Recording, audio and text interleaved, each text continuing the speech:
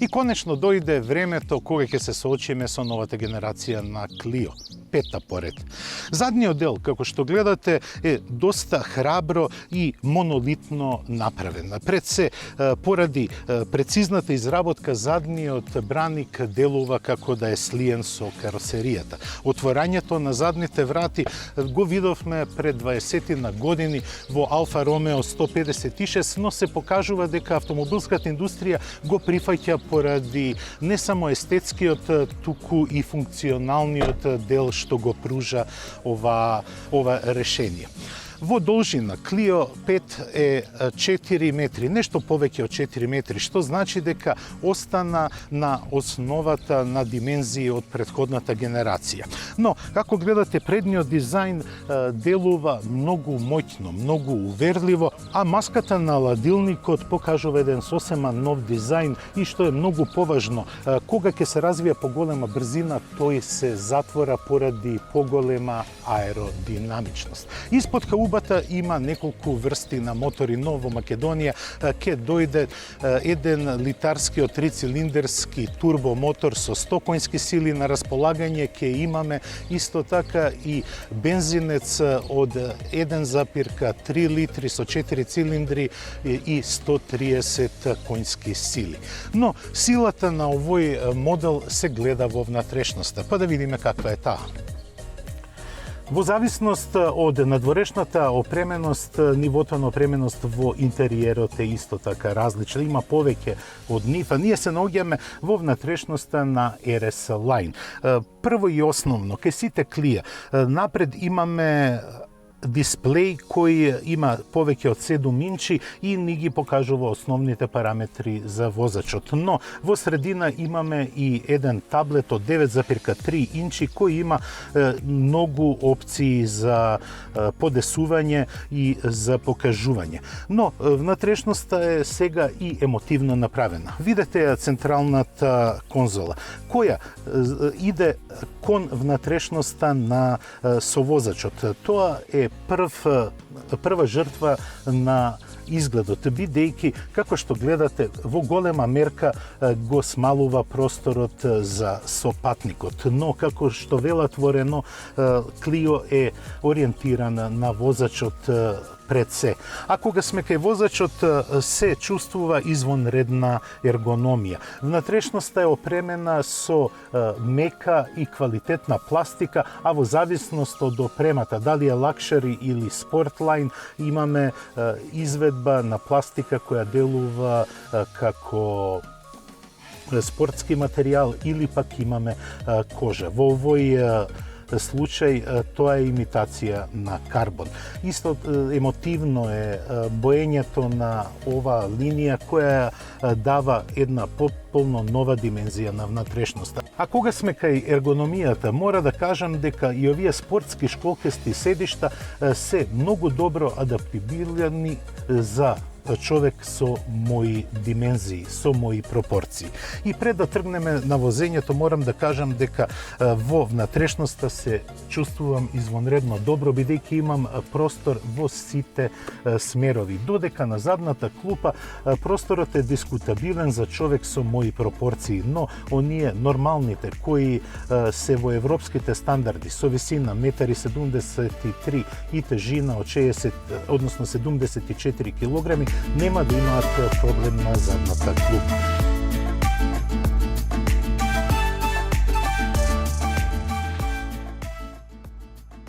Пред малку кажав дека седењето во внатрешноста на Clio е ергономско и тоа веќе на самиот старт на возењето се потврдува. Пред се, оние микровибрации што се јавуваат на нерамен пат, а само да ве подсетам дека возам на пат со калдрма, не се пренесуваат на телото на возачот. Тие остануваат пригушени некаде помеѓу пневматиците и суспензијата. Нормално е дека не може сите вибрации да се анулираат, но сепак каросеријата тоа го превзема и возачот и сопатниците остануваат да уживаат во некото опкружување што ни го нуди Clio. Домакините ни споменаа дека во новото Clio изгледот е еволутивен, додека внатрешноста и технологијата се револуционерни. И тоа може да го потврдиме, бидејќи има многу системи за безбедност кои функционираат безпрекорно.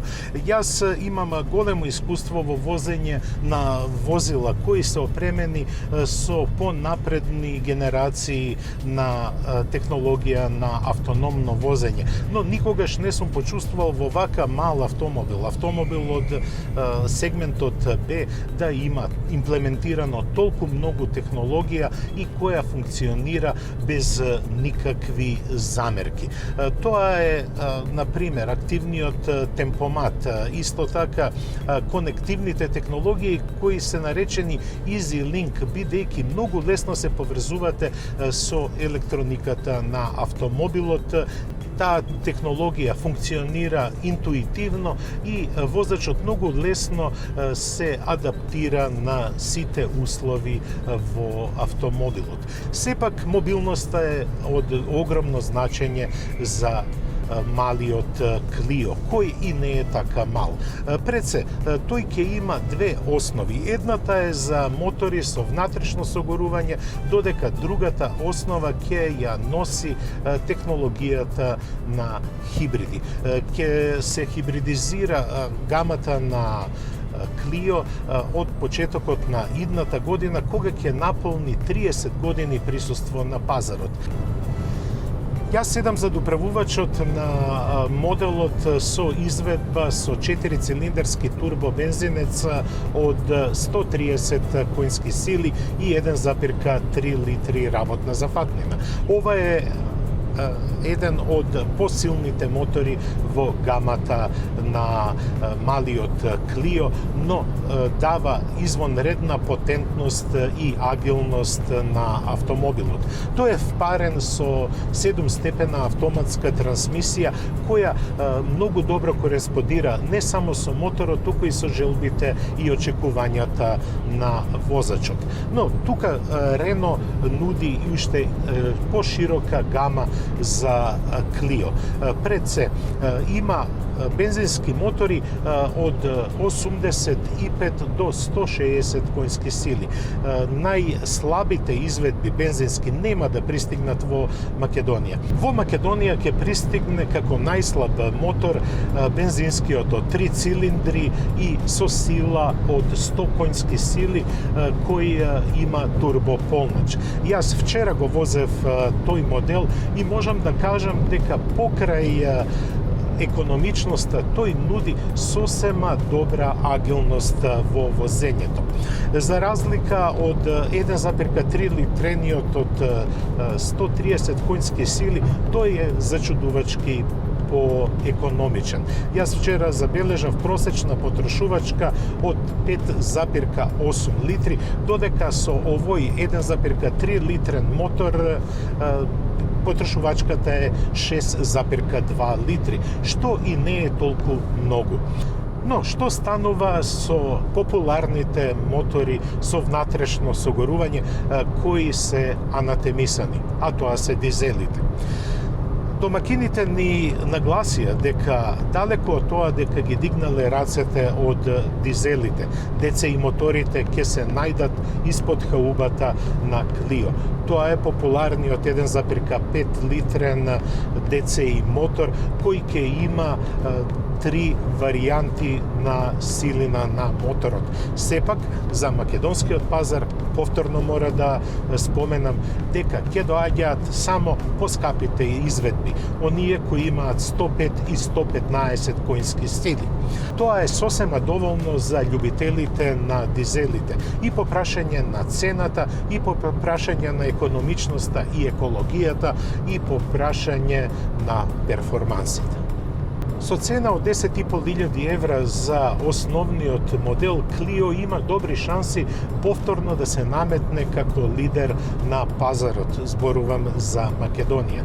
Сепак не знаеме како ќе изгледа основната верзија и што ќе има во нејзината опременост, осем сите оние системи за безбедност, како и централниот дисплеј. Јас цело време го нарекувам Клио мал автомобил, но тој не е мал ниту по димензии, а уште помалку по опременост. Тој е според димензиите во рамките на класата и останатите конкуренти, но со опременоста тој многу лесно може да конкурира со автомобилите од поголемата класа. Тој е 4 метри долг, но со имплементираната технологија на лесна поврзливост, потоа Bose аудио системот, како и безбедносните технологии, тој е голем автомобил. Тој пружа голема самодоверба на возачот и големо уживање на возачот.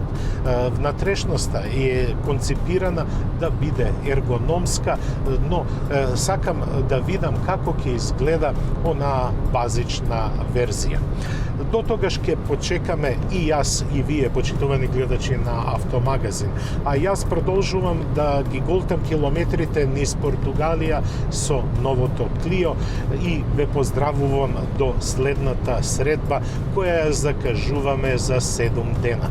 Останете во добро расположение, барем онака како што сум јас расположен за управувачот на Клио. До гледање.